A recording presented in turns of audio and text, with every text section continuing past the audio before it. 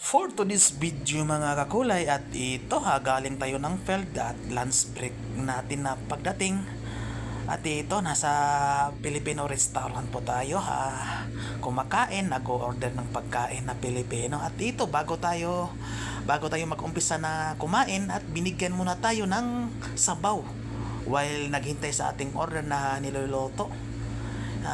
Sabi pa ng waiter na higop-higop lang muna sir sa sabaw while naghintay sa order mo. At ito, naghimigop tayo, parang nabusog tayo dyan sa sabaw pa lang, nabusog na tayo. At dumating na yung order na pansit bihon at isang serve din na kare-kare. Akala ko maliit lang yung serve nila, ayun, pangkuwan pala, pang tatluhan na tao. Grabe, paano ko yan uubusin? Nagproblema ako dyan kung paano ko yan uubusin. At ito, yung kanin din nila sobrang laki. Akala mo chocolate hills yung kanin ng serve. Sus, pang tatluhang tao pala yung order ko. Paano ko yan uubusin? At dyan, nag-umpisa na akong kumain. Busog na talaga ako dyan.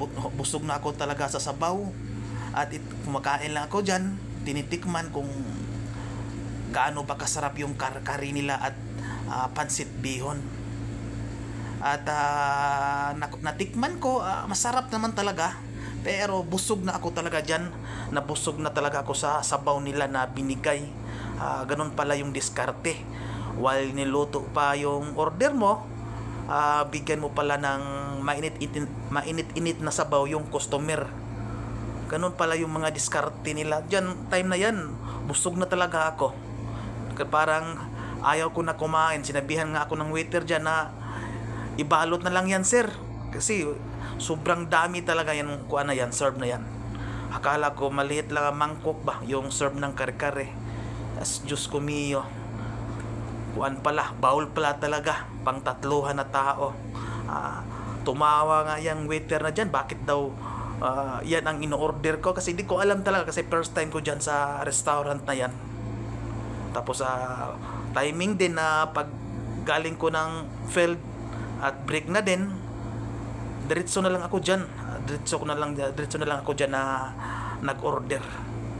At dito, sus, ginoo ko, problema ko din dyan na paano ko yan na uupusin. Dirandahan ko lang, pero di talaga makaya. Di makaya ubusin. Sus, ginoo ko. Ganyan talaga, kahit kumbaga nabigla ka sa sobrang pagod mo sa biyahe, problema, sakit sa ulo doon sa customer, tapos pagdating na gutom ka na, at yan, na parang nabigla yung tiyan mo dyan talaga. Yung tiyan ko dyan, parang nakuha ako sa sabaw, nabusog talaga. Marami din kasi ng tubig na inom ko dyan bago ako nag-umpisa kumain. At bago ako pumunta sa restaurant dyan, uminom ako ng tubig din sa sobrang init. Sa sobrang init dito sa Saudi, grabe, 47 to 50 degree yung init sa labas.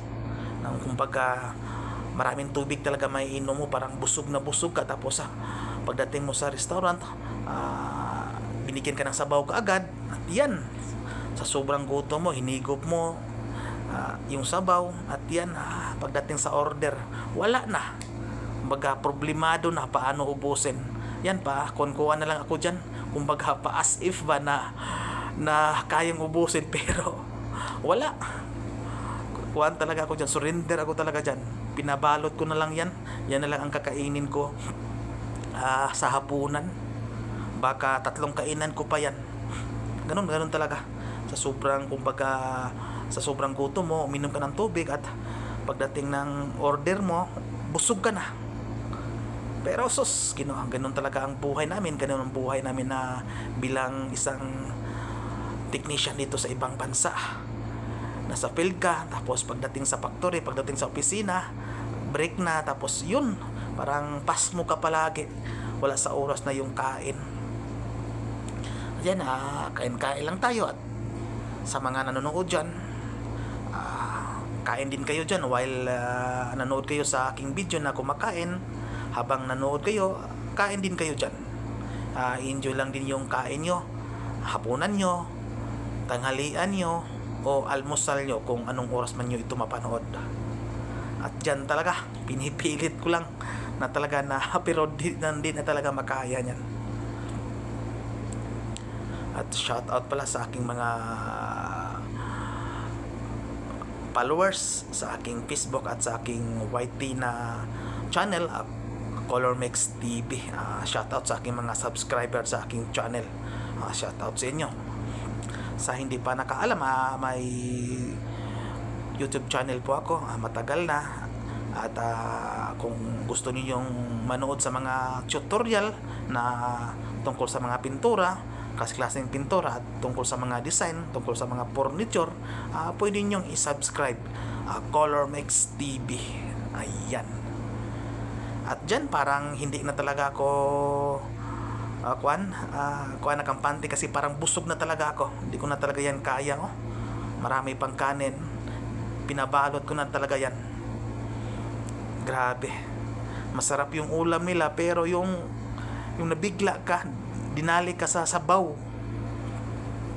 yan tingnan mo, konti lang yung nakuha ko dyan.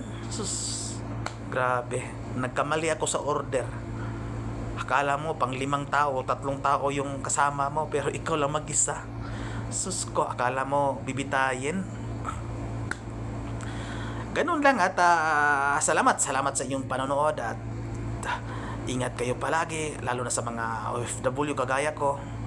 Ingat po tayo palagi, lalo na ngayon na sobrang init na 50 degree dito sa Middle East. Thank you for watching.